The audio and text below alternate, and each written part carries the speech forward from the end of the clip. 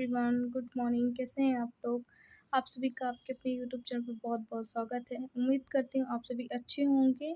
और देखिए, यहाँ से मैं अपने ब्लॉग का स्टार्ट कर रही हूँ। अभी मेरा ना जो भी सुबह का काम रहता है, झाड़ू पोछा बर्तन जो भी रहता है, वो मेरा हो चुका था।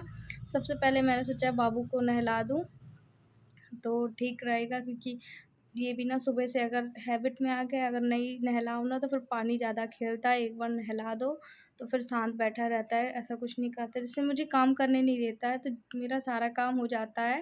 फिर इसको मैं नहलाती हूँ। फिर अगर हस्बैंड को मुँह हाथ धुलाना रहता है, अगर उनको कुछ ज़रूरत पड़ जाती तो फिर उनके में लग जाती हूँ।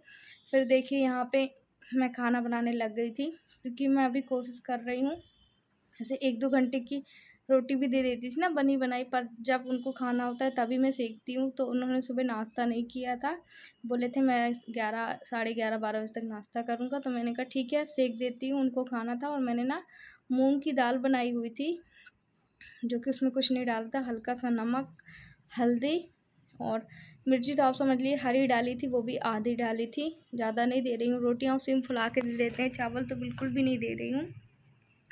और चावल वैसे ही वो नहीं खा रहे हैं, है ना, क्योंकि अभी कमर दर्द है, तो शीतला चीज़ और हो जाएगा, तो फिर नहीं खा रहे हैं। गरम-गरम रोटियाँ ही सेक देती हूँ, उनके लिए 4-5, मेरे लिए 3-4 हो जाएंगी।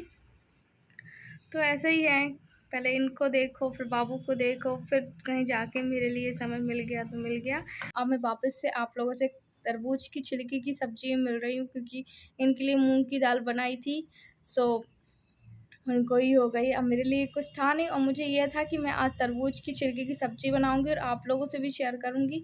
बहुत पहले भी मैंने बनाई थी, और ये देख लीजिए, वो लाल-लाल है ना, तो हम लोगों ने चाकू से उसको कट कर लिया था, ऊपर का पूरा रेड वाला भाग निकाल लिया था, और जो ये बचा था, बहुत अच्छी सब्ज़ी लगती है। यकीन मानिए कि खाने के बाद ही मैं अपनी वॉइस ओवर और एडिटिंग कर रही हूँ, इतना कि समझ लीजिए आप लोग, जो वो होता है ना, क्या बोलते हैं, कद्दू होता है, कुम्हड़े की सब्ज़ी, वो फ़ेल है इसके आगे। खटमिठी सब्ज़ी थी।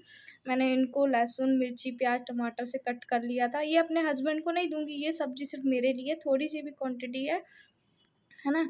और ये देख लीजिए, ये ना मैंने बॉयल किए हुए थे इसको, कलींदे के छिलके को, तो ये देखिए अच्छी तरीके से चुर गए हैं।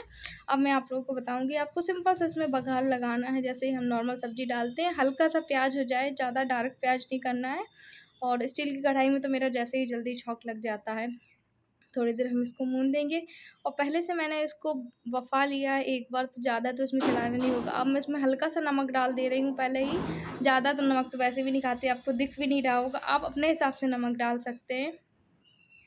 तो ये हमारी सब्ज़ी है, और पता है कि ये वाली सब्ज़ी ना मुझे बहुत अच्छी लगती है सच में।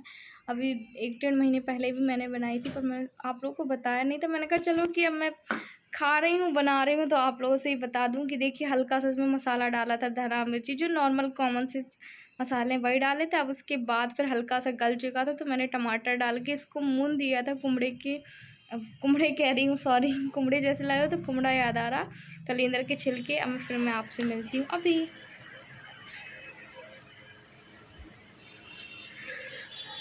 तो अभी देखो, ये शाम को इतने सारे कपड़े धुले थे, और पता अभी मेरे साथ क्या हो रहा है कि मैं ज़्यादातर कपड़े ना शाम को ही धुलती हूँ, जिसमें कि क्या होता है, सुबह तक सूख जाते हैं। इतनी गर्मी है ना भयंकर वाली, कि इतने कपड़े धुले हैं और ये सुबह तक देखना पूरे सूख जाएंगे, और सुबह से फिर मुझे टाइम भी नहीं मिलता ना, ये करना, वो करना, वो करना, ये करना, एक के बाद एक के बाद एक के बाद एक काम। तो फिर अभी मेरी सब्ज़ी है ना, जो आप लोग को बताइए, तरबूज की छिलके की है।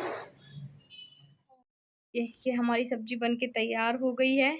ये कुम्हड़े के छिलके की सब्ज़ी यूनिक तरीके से बनाई है, और खाने में बहुत टेस्टी थी। मैं आप लोगों के सामने इसलिए खा रही हूँ, क्योंकि आप लोग सोचोगे कि आरती ने खाई कि नहीं खाई, सिर्फ बनाई है, पर मैं खाई भी थी और आप लोगों के ही सामने खा रही हूँ। और इतना अच्छा टेस्ट लग रहा था ना, क्योंकि बहुत दिनों बाद इस तरीके की सब्ज़ी खाई है, वरना जो हस्बैंड के लिए दाल बनाती थी, जो खाने वाली सब्ज़ी होती थी ना, इनको वही हम खा लेते थे, पर ये ना मैंने अभी बनाई है। और पता है, मैं थोड़ी सी ना स्पीड बढ़ा देती हूँ, जैसे कल मैं योगा कर रही थी ना, आप लोगों ने बोला आरती बहुत जल्दी जल्दी योगा कर रहे हैं, वो मैं स्पीड बढ़ा देती हूँ ताकि आप लोग बोर ना हो, है ना। और अभी भी मैंने खाने की स्पीड ही बढ़ाई हुई है, अब है ना, जब एडिट कर रही हूँ वरना आराम आराम से ही हम खाना खाते हैं। बस स्पीड बढ़ाई है तो आपको लग रहा होगा, बाकी ऐसा कुछ नहीं है। और इतनी ही सब्ज़ी थी जितनी आपको दिख रही होगी, क्योंकि तरबूज का छिलका भी थोड़ा सा ही बचा था। मैं सोचा चलो खा लें, मैंने ठीक है। अब फिर उसके बिस्तर खाने दो, बिस्तर खाने दो।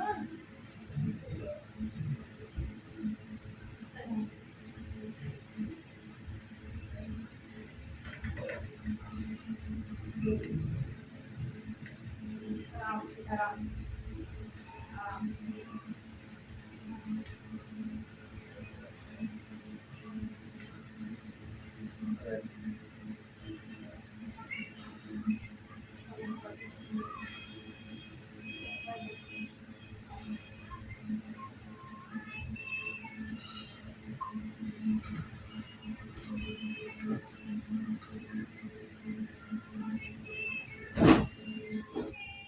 फिर मैं इनका बिस्तर लगा रही थी अभी, है ना, क्योंकि शाम का टाइम है। और अभी ये नीचे नहीं, इस पे बेड पे ही सो रहा है, क्योंकि नीचे ना सोते नहीं बनता इनसे। और तो हम और बाबू भी नीचे सो रहे हैं।